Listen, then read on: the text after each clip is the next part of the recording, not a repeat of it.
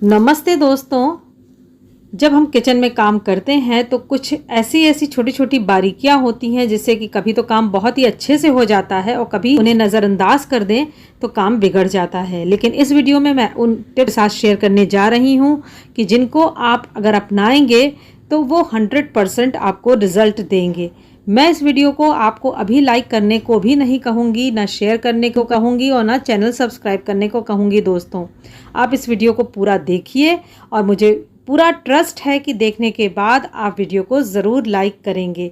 हो सके तो दोस्तों आप वीडियो देखने के बाद उसको आजमा के देखिए टिप्स को, और अगर वो आपके काम आती हैं, आपको लगता है कि जो मैंने टिप्स बताई थी वो बिल्कुल सही हैं, तो वापस आके आप चैनल पे मेरे वीडियो को लाइक ज़रूर कीजिएगा। दोस्तों, तो चलिए देखते हैं कि इस वीडियो में क्या क्या है। मेरे सारे टिप्स आपके पैसे, समय और एनर्जी की बचत कराने वाले होंगे। नमस्ते दोस्तों, आपका एक बार फिर से स्वागत है मेरे channel be productive with me में। डोसा, इडली, सांभर, वड़ा, उत्पम ये किसे नहीं पसंद होता दोस्तों। और जब हम गर्मियों के स्पाइसी खानों, मसालेदार खानों से ऊब जाते हैं तो हमें ऐसे ही खाने अच्छे लगते हैं। और अगर हम इन्हें खाने बाहर जाते हैं तो दोस्तों, तो आजकल साउथ इंडियन खानों का जो रेट है वो काफ़ी हाई हो चुका है और हमारा मन भी नहीं भरता और जेब भी खाली हो जाती है। घर में बनाते हैं तो दिक्कत ये है कि ये कभी तो बहुत अच्छे बनते हैं, कभी नहीं फर्मेंट हो पाता है ठीक से बैटर, पूरी मेहनत फेल हो जाती है। तो दोस्तों, आज मैं आपको इसका जो रेशियो बताऊंगी वो इतना सटीक होगा कि आप बहुत ही जल्दी इस बैटर को फर्मेंट भी कर सकेंगे और आपका हमेशा डोसा क्रिस्पी बनेगा, तवा अपने आप ही वो छोड़ा करेगा। साथ ही इडली और उत्पम ये इतने ज़्यादा स्पंजी बनेंगे कि आपकी ब्रेड के स्पंज भी इसके आगे फेल होंगे। तो चलिए देखते हैं कि इसके बैटर में ऐसा क्या डाला जाए कि इसका फर्मेंट बहुत अच्छा हो और जल्दी हो जाए। तो दोस्तों, ये तो सभी जानते हैं कि जब हमें डोसे का बैटर बनाना होता है तो हमें 3:1 के रेशियो में दाल और चावल को भिगोना होता है। यानी 3 कप अगर हम चावल ले रहे हैं तो 1 कप धुली हुई उड़द की दाल हमें लेनी होती है। दोस्तों, कप लीजिए या कटोरी, एक ही माप को आप इस्तेमाल करेंगे दाल और चावल को मापने के लिए। तो ये तो सबको पता है। अगर आपको ये बात पहले से पता थी दोस्तों, तो ये भी आप मुझे कमेंट करके ज़रूर बताइएगा। अब जो एक्स्ट्रा एफर्ट लेना है हमें वो क्या है दोस्तों, आपको 1 बड़ी चम्मच चने की दाल लेनी है और आधा छोटी चम्मच मेथी दाना भी साथ में भिगो। फिर दाल को अलग पीस लेना है, एकदम बारीक पीसना है, और चावल को अलग बारीक पीस लेना है और फिर दोनों बैटर को मिला देना है। मिलाने के बाद उसमें नमक मिला के उसको फेंट के रख देना है फर्मेंट होने के लिए। लेकिन कभी कभी होता क्या है कि ये ठीक से तब भी फर्मेंट नहीं हो पाता है। तो अगर आप जल्दी भी फर्मेंट करना चाहते हैं या एकदम परफेक्ट फर्मेंट करना चाहते हैं तो आज जो मैं ट्रिक बता रही हूँ वो ज़रूर करिएगा। वो आपका बैटर फर्मेंट होगा ही होगा और मुश्किल से 2 घंटे ही इसको लगेंगे फर्मेंट होने के। अब आपको जो उबला चावल होता है दोस्तों, वो आधा कटोरी से 1 कटोरी आप ले सकते हैं, उनको भी पीस के आपको इस बैटर में मिला देना है। हाँ दोस्तों, आप ये करके ज़रूर देखिएगा। ये श्योर शॉर्ट तरीका बैटर को फर्मेंट करने का। दोस्तों, आप करके देखिएगा। अभी मैं आपसे वीडियो को लाइक करने को नहीं कहूँगी, आप इसको एक बार ट्राई करके देखिए और अगर होता है तो वापस मेरे चैनल पे आके वीडियो को लाइक कीजिएगा और ज़्यादा से ज़्यादा इस वीडियो को शेयर कीजिएगा क्योंकि जिसको भी डोसा बनाने में प्रॉब्लम आती है, वो डोसा बनाने से बचता है घर में, वो भी अपने घर में डोसा बना सके और इसको एंजॉय कर सके। एक और टिप दूंगी दोस्तों यहाँ पे कि डोसा मैं लोहे के तवे पे ही बनाना प्रेफर करती हूँ, उस पर ज़्यादा क्रिस्प बनता है, ऐसा मेरा मानना है। हो सकता है कि नॉन स्टिक पे भी अच्छा बनता हो, लेकिन मैं लोहे के तवे पे ही ज़्यादा पसंद करती हूँ। तो डोसा बनाने से पहले दोस्तों लोग कहते हैं कि इस पर आप पानी के छिट्टे दीजिए, उसको एक अनियन से रब कर लीजिए या कपड़े से साफ कर लीजिए। ये भी आप करके देखिएगा दोस्तों, लेकिन जो मेरा आजमाया हुआ तरीका है वो है ये कि आप इसके पहले एक पराठा इस पर सेक लीजिए। पराठा सेकने के बाद अगर आप इस डोसा बनाएंगे तो डोसा कभी भी चिपकेगा नहीं, इजीली निकल आएगा। मेरी अगली टिप कढ़ी की पकौड़ी को लेके है। कढ़ी की पकौड़ी जब तक कि सॉफ्ट स्पंजी ना बने कढ़ी का मज़ा ही नहीं आता, क्योंकि कढ़ी का जो रस है जब तक पकौड़ी पीती नहीं है, एब्जॉर्ब नहीं करती है, तब तक कढ़ी खाने में मज़ा नहीं आता है। और कई बार ऐसा होता है कि अगर बैटर ठीक से फिटा ना हो और भी बहुत से फैक्टर हैं जिनकी वजह से हमारी जो कढ़ी की पकौड़ियाँ हैं वो सॉलिड हो जाती हैं, ठस सी हो जाती हैं, उनमें वो पोर्स नहीं फॉर्म हो पाते हैं जो कि कढ़ी के रस को बैटर को अच्छे से फेंटना तो है ही, इतना फेंटना है कि वो हल्का हो जाए और उसका देखेंगे जब आप फेंटते हैं तो उसका कलर भी चेंज होता है, थोड़ा सा हल्का कलर हो जाता है बैटर का। और फेंटने के बाद आप उसको गिरा के देखिए, अगर उसकी कंसिस्टेंसी यानी उसका गाढ़ापन उतना है जितना कि जैसे हम केक जब बनाते हैं ना, कहते हैं गिरा के, तो आपका बैटर बिल्कुल परफेक्ट है। तो वैसा ही इसका भी होना चाहिए, ना बहुत गाढ़ा ना बहुत पतला।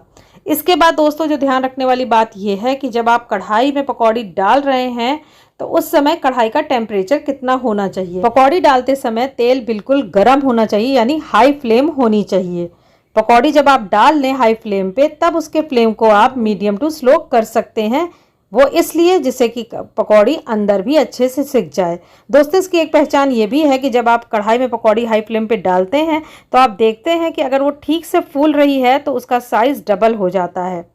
और हाई फ्लेम के बाद जब आप उसको सिम पे कर देते हैं, सिम या मीडियम फ्लेम पे कर देते हैं, तो वो अंदर से भी सिक जाती है। अब उसके बाद उसको निकाल के गर्म पानी में डाल दीजिए। पकौड़ी बिल्कुल मुलायम बनेगी और ज़्यादा से ज़्यादा कढ़ी का रस पिएगी।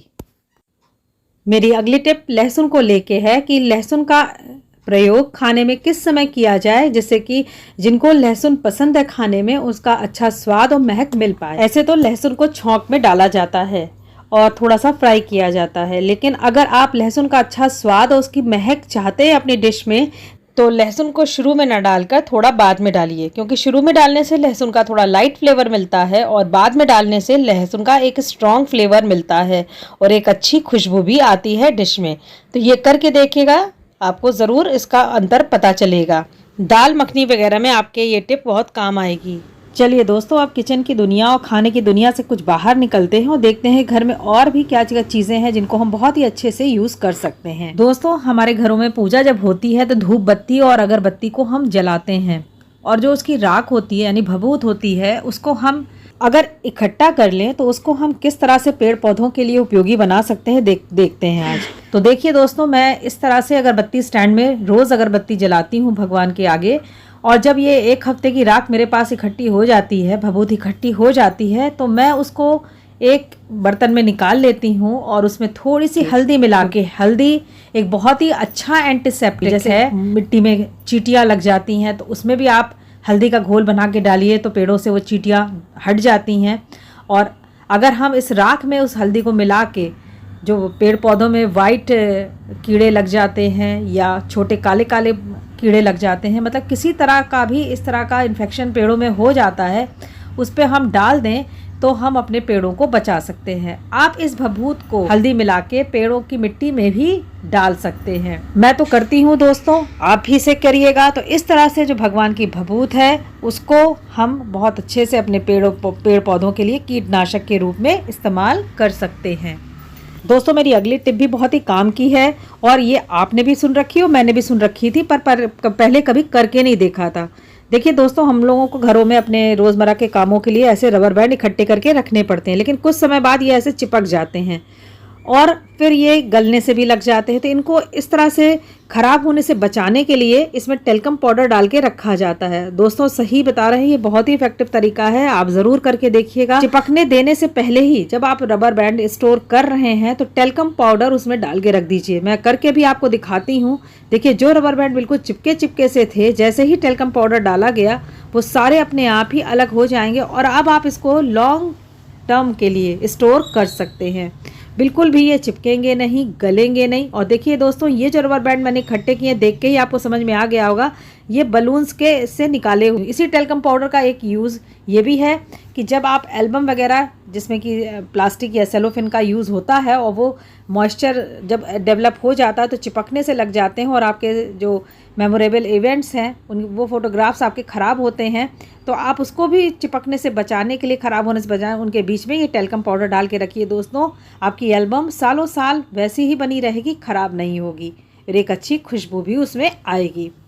दोस्तों देखिए, इस तरह के कई बार बॉक्स हमारे घरों में आ जाते हैं, इसमें हमें करना कुछ भी नहीं रहता है, थोड़ा सा इसको सजा के हम एक अच्छा ऑर्गेनाइज़र बना सकते हैं। तो देखिए, इसको मैंने यहाँ से कट कर दिया है, अब इसको मैं अंदर फोल्ड कर दूंगी, और देखिए ये क्यूट सा लिपस्टिक और नेल पेंट ऑर्गेनाइज़र तैयार है। आप इसको ऐसे भी यूज़ कर सकते हैं और चाहे तो इसको डेकोरेट कर सकते हैं बिना कॉस्ट के। देखिए मैंने क्या किया है, इस तरह के पैकिंग पेपर मेरे पास पड़ा हुआ था, ये बहुत ही सुंदर है, देखिए इसकी जालियाँ कितनी सुंदर आ रही हैं। तो मुझे ये लगा कि इसको अगर मैं लगाऊंगी तो एक अच्छा सा वुडन टेक्सचर इस पे आ जाएगा।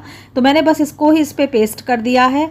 और ये फ्लावर देखिए मेरे पास मैंने कभी बनाया था तो वो पड़ा था पेपर का, और वो मैंने उसको लगा दिया है। अगर आपको सीखना है तो बताइएगा, मैं आपका इसका भी वीडियो अपलोड कर दूंगी। और देखिए ये कितना क्यूट सा छोटू सा लिपस्टिक और नेल पेंट ऑर्गेनाइज़र बनके तैयार है। तो बताइएगा दोस्तों, ज़ीरो कॉस्ट का ये ऑर्गेनाइज़र आपको कैसा लगा। तो फेंकने से पहले अगर चीज़ों का अच्छी तरह से यूज़ कर लें तो उससे बड़ी संतुष्टि दोस्तों कोई और नहीं होती। अंडों के छिलकों का यानी एग शेल्स का यूज़ हम लोगों ने कई बार अपने घरों में छिपकली को भगाने के लिए किया है, लेकिन आज जो मैं इसका यूज़ बता रही हूँ उससे हमारे घर में, हमारे पौधों में बहुत ही अच्छे फूल आएंगे और ज़्यादा मात्रा में आएंगे।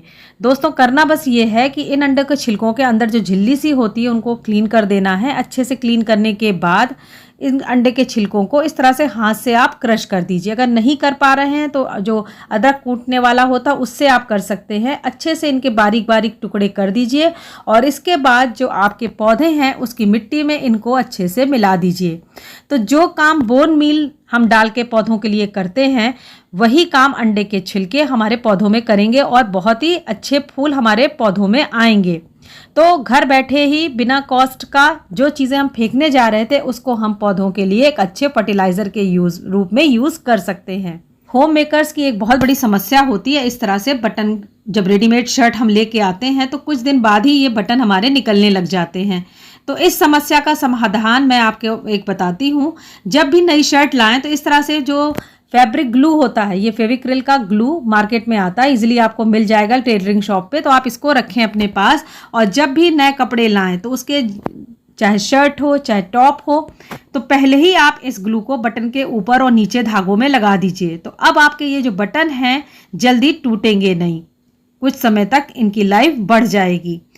और एक समस्या का समाधान भी दोस्तों मैं आपको बताती हूँ। जिस तरह से हमारी एम्ब्रॉयडरी की साड़ियाँ होती हैं या सूट होते हैं तो अक्सर क्या होता है कि पीछे के एम्ब्रॉयडरी के धागे खुले हुए होते हैं और जब हम उनको वेयर करते हैं तो वो फंसते हैं हमारी चूड़ियों में, हमारे और चीज़ों में।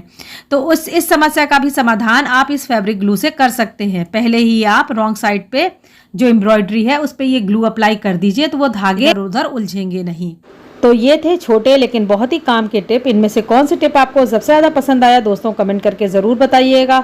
और वीडियो आपको कैसा लगा ये भी कमेंट करके बताइएगा और चैनल को सब्सक्राइब करना भी नहीं भूलिएगा। चलिए फिर मिलते हैं, तब तक के लिए बाय बाय।